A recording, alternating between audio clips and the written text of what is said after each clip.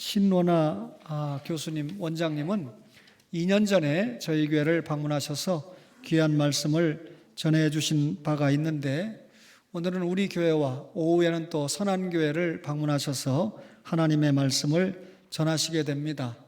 여러분이 사랑해 주시는 신상원 목사가 3년 내내 우리 원장님의 사랑과 교육을 받고 지난 4월에 목사 안수를 받았죠. 얼마나 감사한지 모릅니다. 우리 귀한 목사님 나오셔서 롯의 철을 기억하라 라고 하는 말씀으로 설교해 주실 때 은혜 받으시기 바랍니다.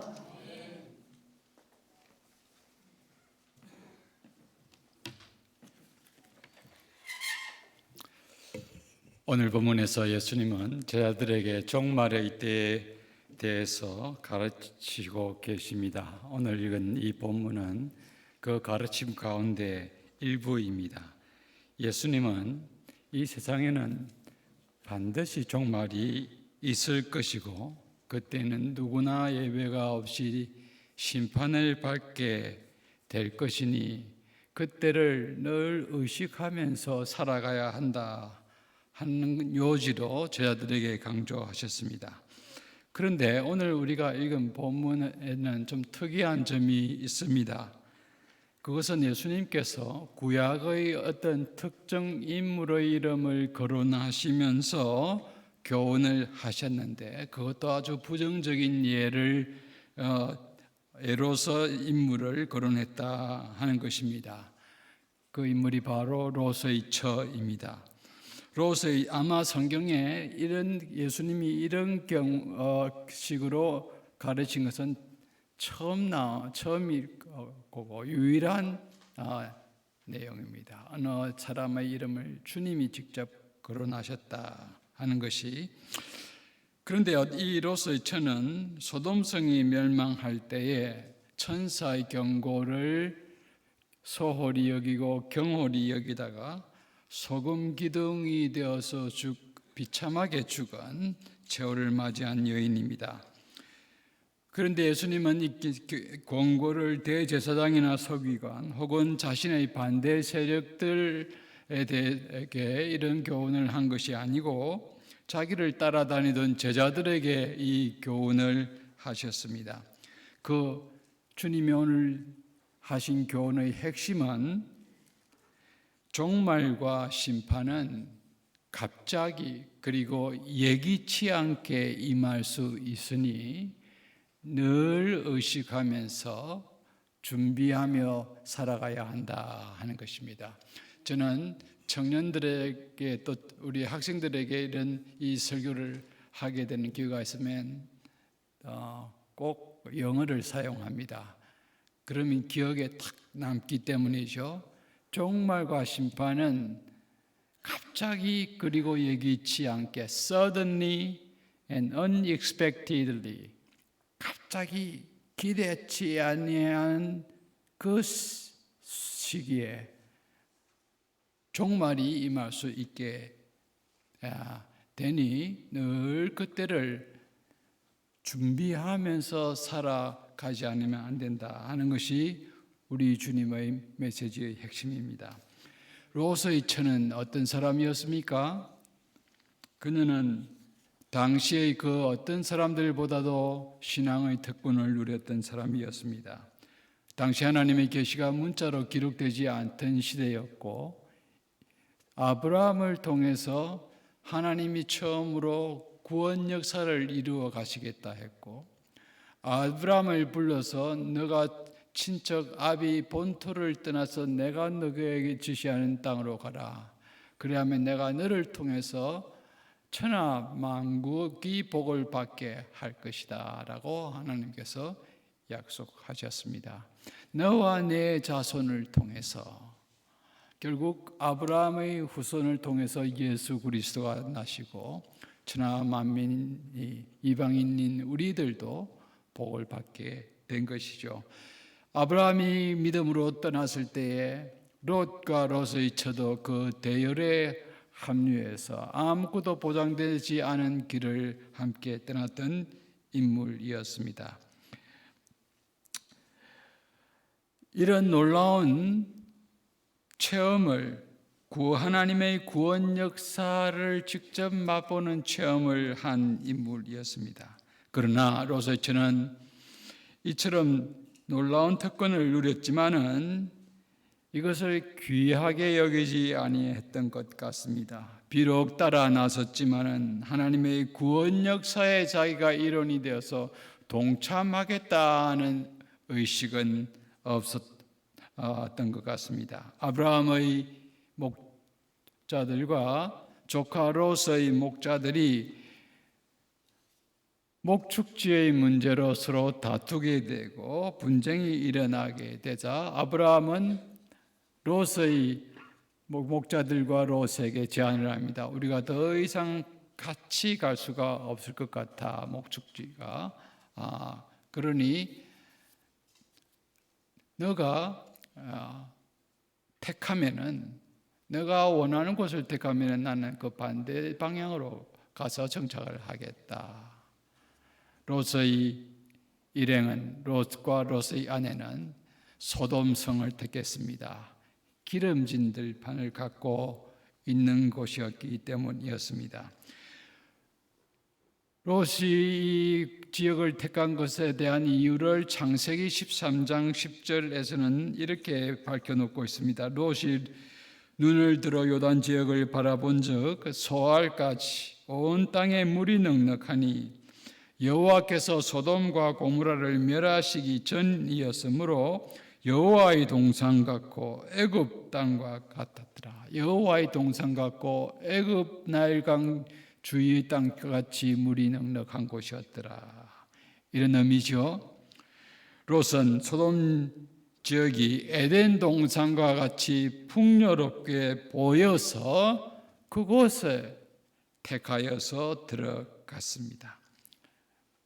소돔성은 기름진 땅을 갖고 있었던 연고로 항상 소출이 풍부한 곳이었습니다.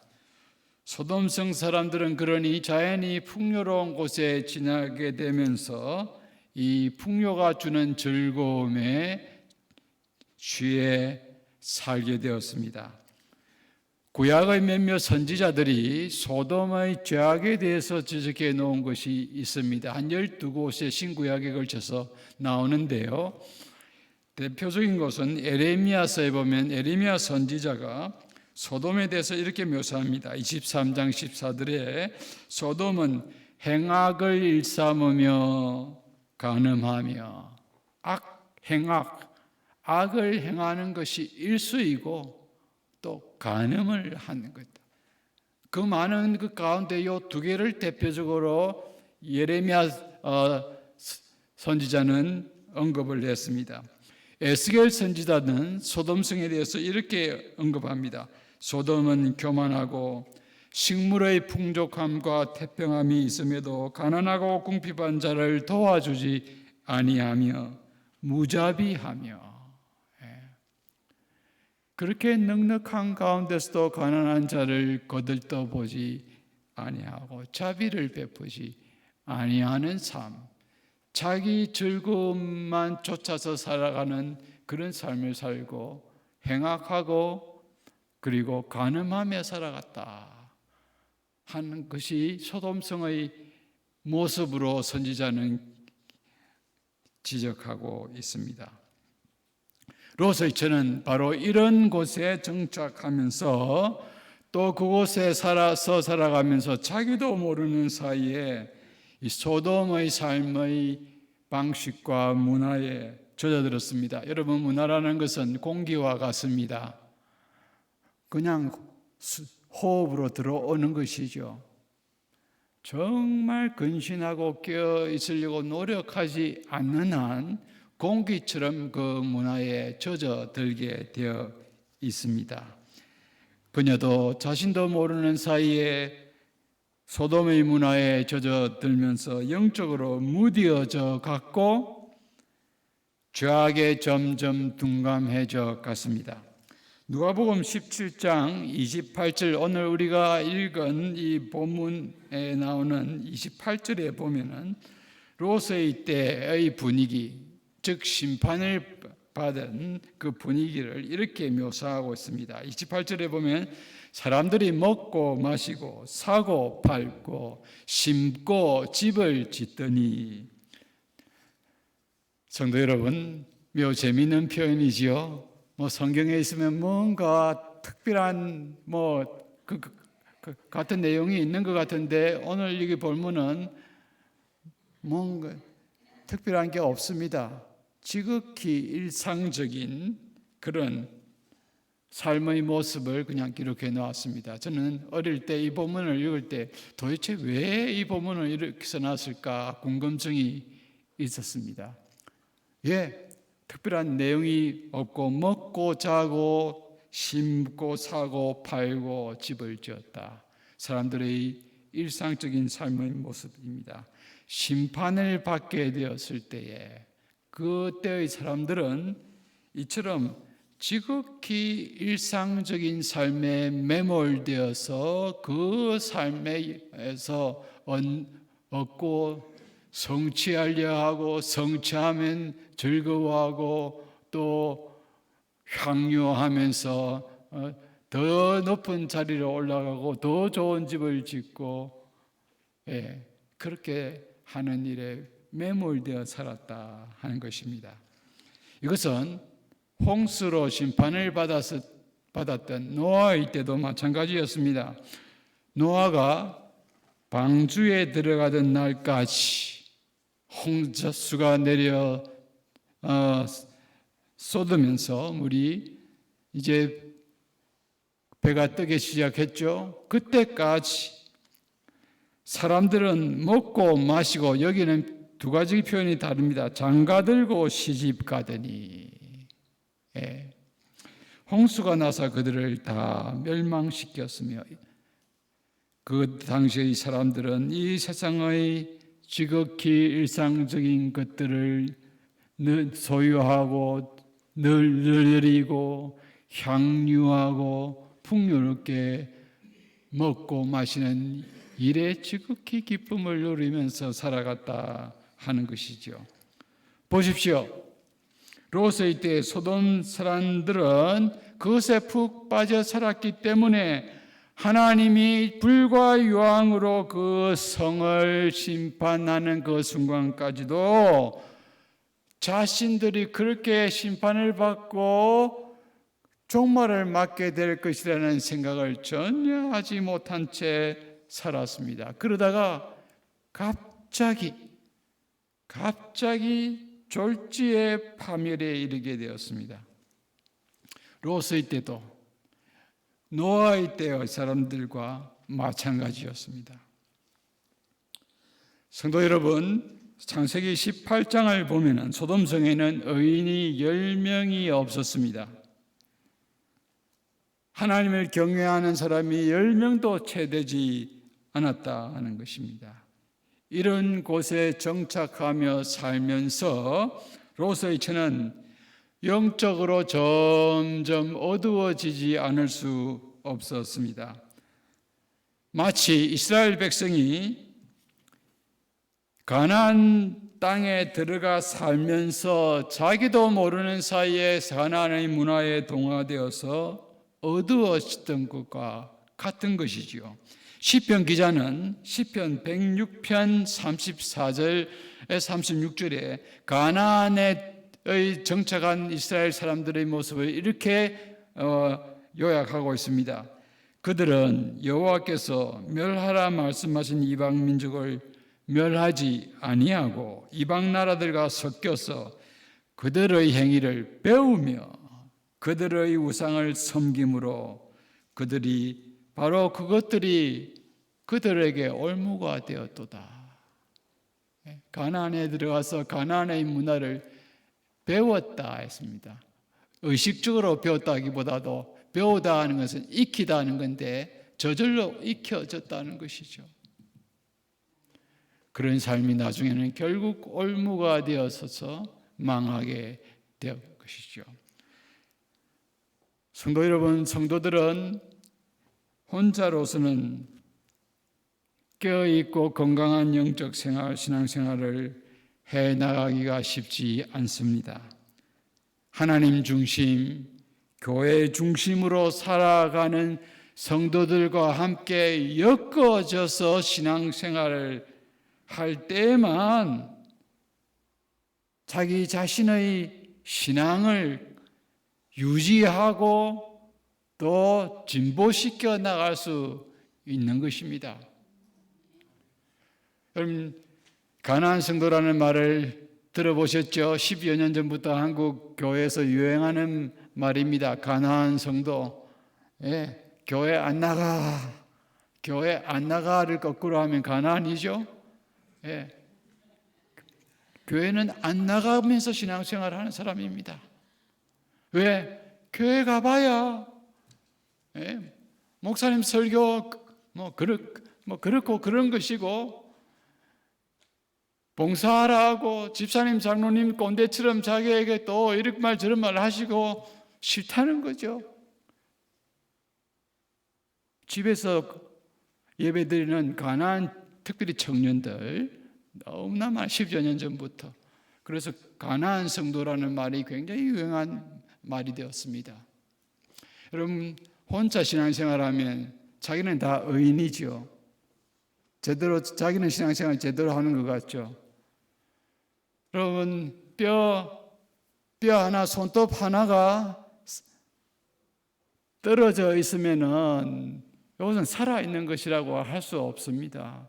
교회는 그리스도를 머리로 하는 지체들의 유기적인 결합체입니다. 유기적으로 결합되어 있는 관계예요. 그리스도의 몸이라고 그랬어요.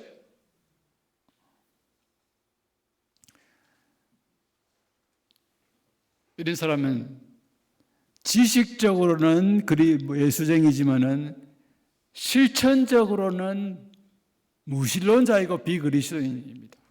제대로 신앙생활 할 수가 없어요.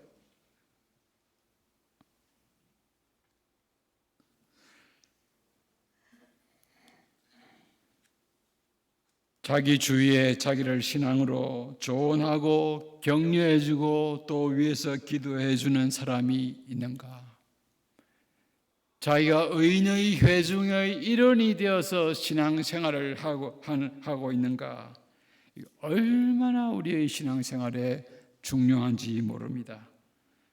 그런 의미에서 가나안 성도는 결코 가나안 복지 땅으로 들어갈 수 없습니다.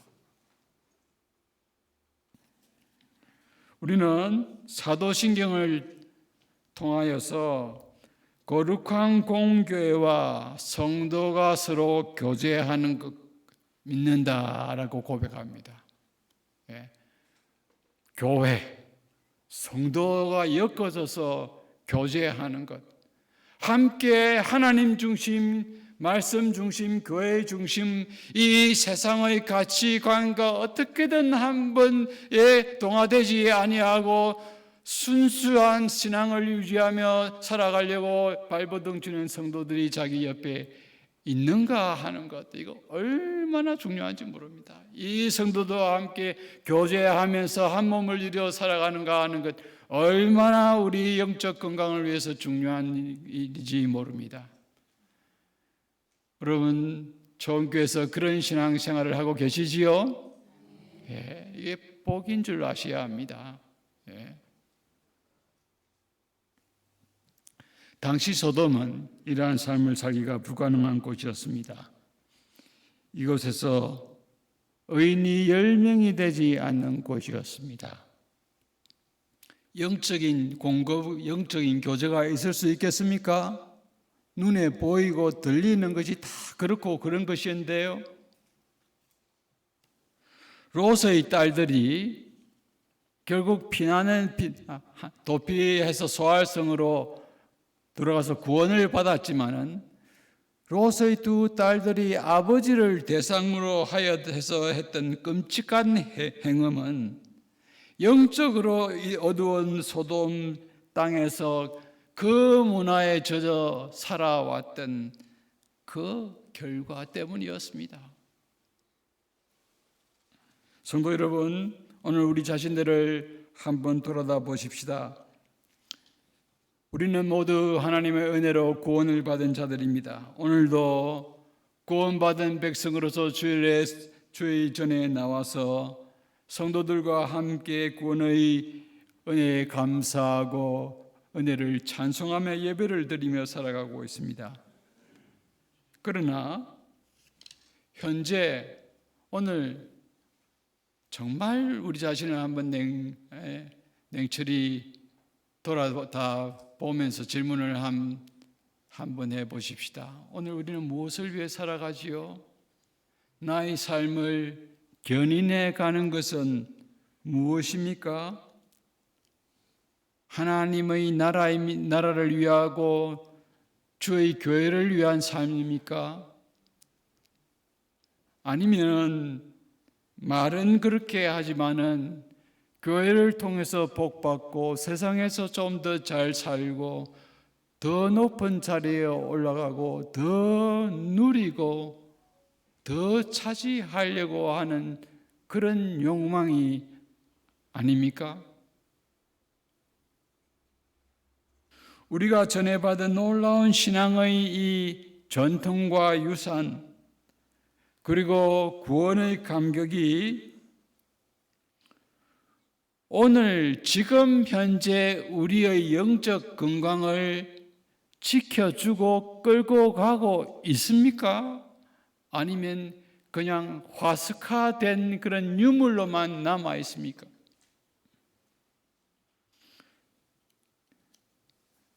구약의 발람 선지자를 보십시오. 그는 모압 왕 발락의 끈질긴 회유와 간충에 못 이겨서 이스라엘 백성을 저주하기 위해 나아갔습니다. 나아가는 도중에 하나님이 결코 저주해서는 안 된다라고 막자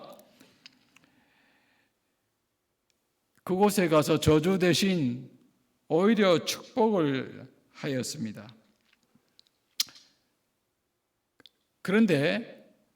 그래서 발락 왕이 굉장히 화가 나서 그렇게 돌려보낸 것으로 기록이 되어 있지만 신구약 전체를 찬찬히 살펴서 보면은 신약에서 특별히 이 발람의 사건을 두 군데서 해석을 해놓고 있습니다. 베드로 후서에서는 발람을 가리켜서 발람 선지자를 바른 길을 떠나 미혹되어 불의의 삭슬 사랑하여 불법을 행하다가 나귀에 의해서 책망을 받았다. 불의의 삭슬 사랑하여 불법을 행했다 했습니다. 그럼 어떤 행동을 했을까요? 그것은 계시록에 기록이 되어 있습니다. 발람이 이스라엘을 직접 저주하지는 않았지만은 이스라엘이 하나님의 진노를 받게 되는 방책을 모압 왕 발락에게 가르쳐 주었습니다. 그것은 어떤 것이었냐 하면은 미디안과 모압 여자들을 통해서 이스라엘 남자들을 유혹하여서 음란하게 바알을 예배하도록 유도한 것이었습니다. 그렇게 하면 된다. 돌아가는 길에 그렇게 방법을 가르쳐주고 돌아갔습니다.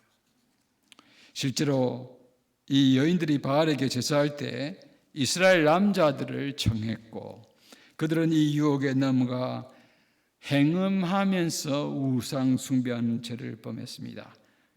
그 결과 민수기 24장에 보면은 하나님께서 이스라엘에게 진노하셔서 24,000명을 역병으로 죽게 했습니다.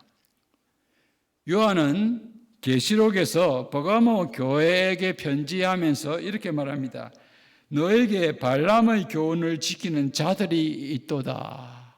발람의 교훈을 지키는 자들이 있도다. 이게 바로 행음하게 한 것이었던 내용입니다. 요한은 그것을 조금 더 설명을 하면서 이스라엘 자손 앞에 걸림돌을 놓아 우상의 제물을 먹게 했고 또 행음하게 하였느니라 라고 설명합니다. 발람은 저주 대신 축복을 하면서 범죄하지 아니하고 하나님 말씀을 그대로 행한 것 같지만은 끝에서는 슬쩍 이스라엘 백성이 무너질 수 있는 방법을 제시했습니다. 끝까지 신실함을 지키지 않았죠. 왜요? 모압 왕이 주는 뇌물과 불의의 삭세에 대한 욕심 때문이었죠. 그런데 이런 삶을 살았던 발람이 어떻게 되었습니까? 발람 선지자의 최후에 대해서는 민수기 마지막 장 31장에 기록해 놓고 있습니다. 모세가 미디안의 5 왕들을 칼로 쳐 죽였을 때에 발람을 찾아내어서 칼로 쳐 죽였습니다. 민수기 31장 8절. 이스라엘을 24,000명이나 죽게 한 그런 술책을 제공한 장본으로 보았기 때문이지요. 바울의 동역자였던 데마를 보십시오. 데마는 바울의 사역에 수정들어서 선교 여행에 동역했던 사역자였습니다. 3번 이름이 나옵니다. 신약 성경에 데마. 그러나 바울이 로마에서 2차로 투옥되었을 때에 이 데마는 바울을 버리고 데살로니가로 떠났다라고 했습니다. 그 이유에 대해서 성경 3군데 기록했지만 딱 한 군데 아주 단순하게 한마디로 기록해 나왔습니다. 디모데후서 4장 10절을 보면 데마는 세상을 사랑함으로 나를 떠났고 세상을 사랑함으로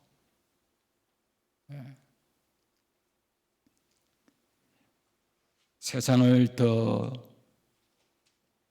연모했기 때문에 바울을 떠나서 데살로니가로 갔습니다. 2차로 투옥됐을 때 이제는 바울에게 더 이상 희망이 없구나라고 판단하고 바울을 버리고 세상을 취하기 위해서 떠나버렸습니다. 여러분 참 이 데마의 일생이 너무나 부끄러운 삶으로 성경에 기록되어 있습니다. 세상을 사랑함으로. 여러분 우리의 비석에 나중에 세상을 사랑하다가 죽은 사람 이렇게 기록이 되면 어떻게 되겠습니까? 주위 사람들이 우리를 기억하면서 일평생 주님과 주의 몸된 교회를 사랑하다가 간 사람 이렇게 기억해주고 비석에 새겨줘야 되지 않겠습니까? 그게 최고의 영광이지요. 세상을 사랑함으로 땅을 사랑하다가 땅을 많이 차지하고 누리고 살다가 죽은 사람 이렇게 기록이 되어져서 되겠습니까? 이런 발람과 데마의 예를 통해서 우리는 지난날 누렸던 은혜와 특권이 지금 현재 우리의 영적인 건강과 안녕을 자동적으로 보장해 주지 못함을 알 수가 있습니다. 롯의 처도 마찬가지였지요. 예수님은 오늘 우리들에게 롯의 처를 기억하라라고 말씀하십니다. 창세기 19장 26절을 보면은 당시 롯의 처가 했던 것 딱 하나만을 기록해 놓고 있습니다. 롯의 아내가 뒤를 돌아다 보았으므로 뒤를 돌아다 보는 삶. 이게 롯의 처의 삶의 전체를 요약해 주는 표현입니다. 천세가 롯의 가족들을 손을 잡고 끌고 구출해내면서 결코 소알성으로 들어가기 전까지는 뒤를 돌아보아서는 안 된다라고 경고했지만 롯의 아내는 중간에 뒤를 돌아다보고 말았습니다. 몸은 심판을 피하여 도피하고 있으면서도 마음은 소돔에 두고 온 풍요로운 것, 자신의 재산에 여전히 마음은 남아 있었기 때문이었습니다. 사라지는 것에 대한 미련 때문에 뒤를 돌아보다가 그 자신도 사라지고 말았습니다. 예수님은 오늘 이 본문에서 이 롯의 처의 예를 언급을 하시면서 31절에서 그날에 만일 사람이 지붕 위에 있고 그의 세간이 그 집안에 있으면 그것을 가지러 내려가지 말 것이라. 재앙이 임할 때에 말하는 것이죠. 밭에 있는 자도 그와 같이 뒤로 돌이키지 말 것이다 라고 주님은 말씀했습니다. 마지막 날 이 재앙이 임하게 되면은 집안에 있는 기중품이 뭐가 중요합니까? 그것 가지러 가다가 재앙 피하지 못하게 될 수 있으니 무조건 재앙이 임하는 것을 보면은 피해야 한다 하는 말을 하는 것이었지요. 생명이 재산보다 더 우선한다는 것이죠. 그런데 성도 여러분, 오늘 왜 많은 이 사람들이 이 땅의 것, 눈앞의 것, 만질 수 있는 것, 손에 쥐면 편하고 폼나는 것, 그런 것에 연연하면서 살아갈까요? 이런 종말에 대한 설교와 경고를 들으면서 신앙생활을 하는데도 왜 이렇게 생활할까요? 그것은 대부분의 성도들이 종말에 대한 생각을 거의 하지 않고 살아가고 있기 때문입니다. 마치 그냥 지금처럼 이렇게 살다가 내 천수가 다 하면은, 내 명이 다 하면은, 죽을 때가 되면은 그냥 죽을 것이다 라고 대부분의 사람들이 그렇게 생각을 하면서 살아가고 있기 때문입니다. 죄림에 대한 생각 거의 하지 않고, 거의 하지 않을 뿐만 아니라 별로 고대하지도 않습니다. 그럼 제가 어릴 때 신앙생활을 할 때에 60년대 70년대 초반까지 제가 어릴 때 어른 예배 나가서 밤 예배 어른들과 함께 드리는 것 정말 좋아했습니다. 그래서 밤 예배 가면은 특별히 종말에 대한 설교들을 종종 들을 수 있었습니다. 예수님의 재림에 대한. 그 시절에는 어려운 시절이었으니 더 주님의 이 힘들고 고생스러운 세상에서 주님 속히 오셔서 우리를 그냥 건져주시고 우리에게 좀 복된 삶을 주옵소서 하는 그런 생각이 많았겠지요. 종말에 대한 찬송도 많이 불렀습니다.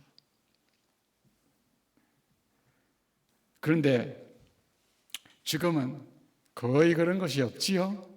종말에 대한 설교, 오늘 목사님이 공교롭게도 재림에 대한 설교를 하셨어요. 일부 예배에 우리 시 목사님.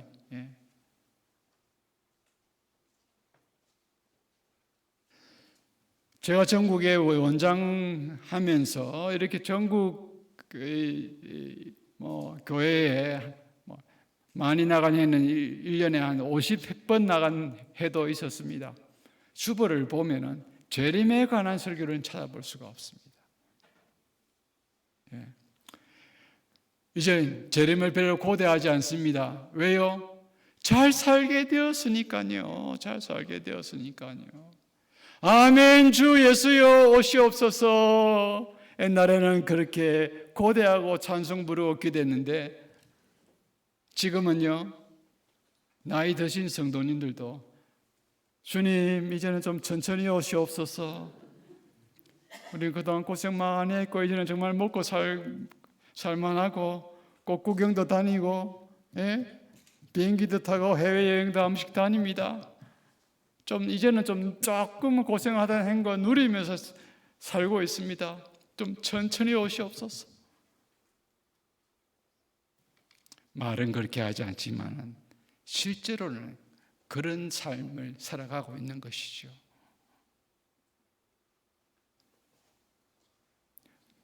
제가 어렸을 때는 교회에서 재림에 대한 찬송을 많이 불렀습니다.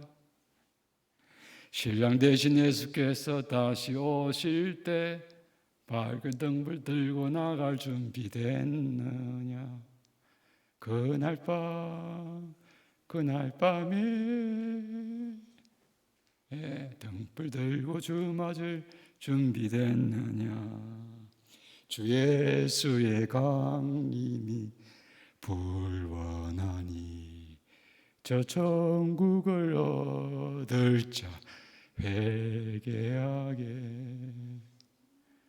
주가 맡긴 모든 역사 힘을 다해 마치고 밝고 밝은 그 아침을 당할 때 요단강을 건너가서 주의 말을 배웠고 세상 고생 꿈에 본 듯 잊으리.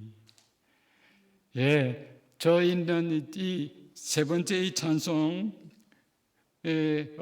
교회에서 어른 예배에서 배우고 난뒤 얼마나 좋던지요. 이 찬송을 어렸을 때 배우고, 그래서 제가 어릴 때 우리 할머니와 함께 일주일에 3번 붙잡혀 가지고 같은 방에서 자기 때문에 수요일 저녁, 금요일 저녁, 주일 밤 저녁 예배드리는데 이 찬송 배우고 난 뒤 주일 밤에 할머니하고 찬송 부를 때 입찬송 부르자, 부르고 끝나고 또 부르자, 또 부르자 3번 불렀던 기억이 있습니다. 요즘 이런 찬송 안 합니다. 마음에 가득한 것이 입으로 나오는 것인데 마음의 재림에 대한 종말에 대한 생각, 기대가 별로 없기 때문이죠.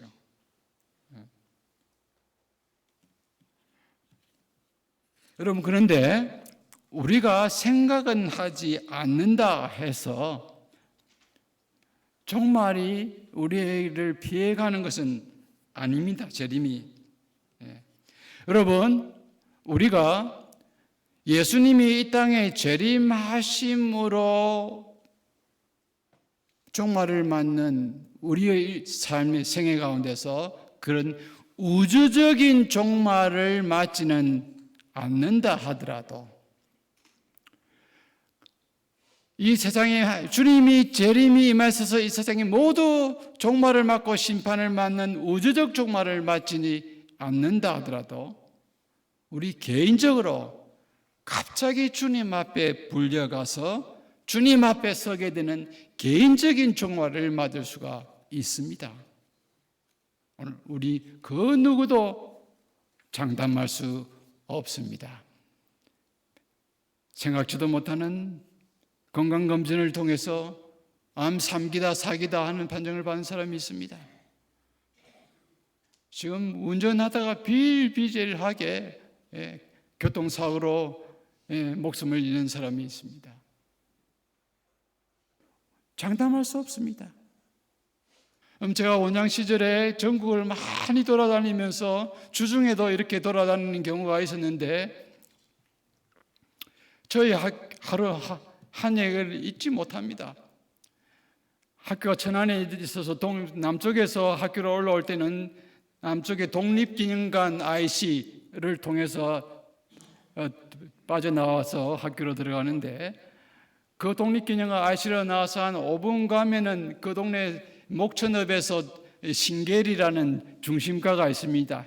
그 중심가를 1차선 도로로 쭉 진행하는데 여러분, 제가 이렇게 봐도 여러분의 이 생각과 완전히 다르게 차를 조금 빨리 모는 그런 사람입니다. 밤에 그랬다 워낙 피곤했고 빨리 가서 쉬어야 되겠다 생각하고 그냥 그 1차선 도로에 밤이었죠.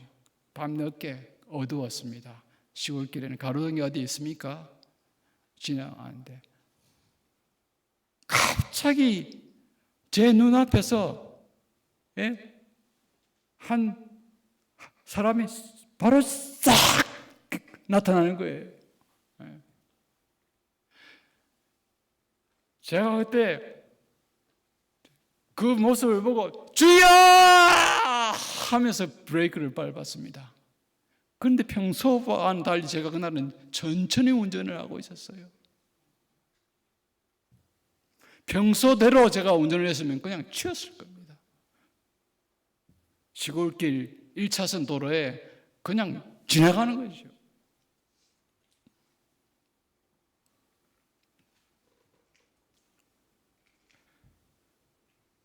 신학대학원 원장이 교통사고로 사람 청년을 치어 죽였다 하면은 저 개인의 삶도 무너지는 거지만은 교단과 교회가 얼마나 하나님의 영광을 가리겠습니까? 우리는 우리의 삶을 장담할 수가 없습니다. 하나님이 긍휼을 베푸시지 아니하시면은, 하나님이 자비로 우리를 지켜주시고 안보하시지 아니하면은 내일 우리가 어떻게 될 줄 모르는 사람입니다.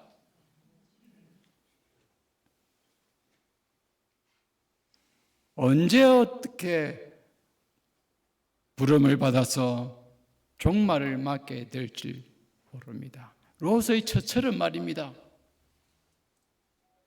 졸지에 종말을 맞고 부끄러운 인생을 마감하게 되었습니다. 하나님 앞에 서게 되죠.